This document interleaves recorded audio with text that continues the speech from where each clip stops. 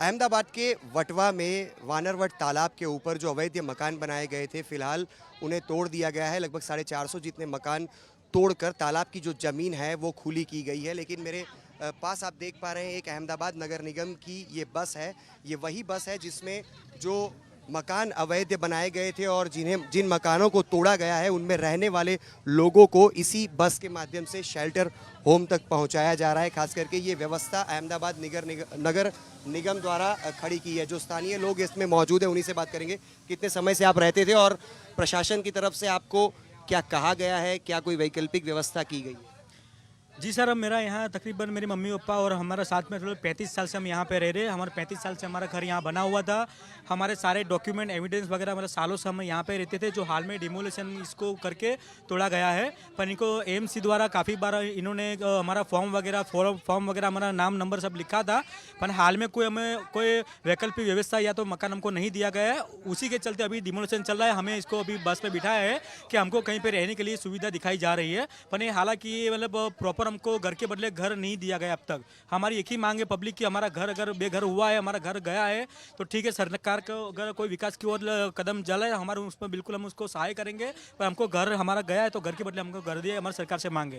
आप तस्वीरों में भी देख पा रहे हैं लोगों की आंखों में आंसू हैं और ये आंसू इसी वजह से है कि बीते 25 से 30 साल 35 सालों से ये लोग इसी वानरवट तालाब पर रहते थे और अपने सपनों का घर इन लोगों ने बनाया था। हालांकि अवैध मकान होने की वजह से जब ज़मीन राज्य सरकार के पास थी और उसके बाद पिछले 5 साल से जब अहमदाबाद नगर निगम को ये तालाब की ज़मीन सौंप दी गई, उसके बाद से डिमोलिशन की जो प्रक्रिया है वो एक के बाद एक शुरू की गई थी। लेकिन फ़िलहाल ये अहमदाबाद नगर निगम की बस है और इसी बस में जो वानरवट तालाब के ऊपर बने अवैध मकान थे जिन्हें तोड़ा गया है, उन्हीं में रहने वाले ये कुछ लोग हैं जिन्हें शेल्टर होम में ले जाने की व्यवस्था अहमदाबाद नगर निगम की तरफ से की गई है। आप देख पा रहे हैं जो लोग हैं उनके हाथों में छोटे बच्चे भी हैं और जो भी कुछ सामान बिखरा हुआ इस तालाब के पास पड़ा भी हुआ है, उनको लेकर भी लोगों में आक्रोश है। क्या कहेंगे आप, किस प्रकार की व्यवस्थाएं की गई हैं आप लोगों के लिए?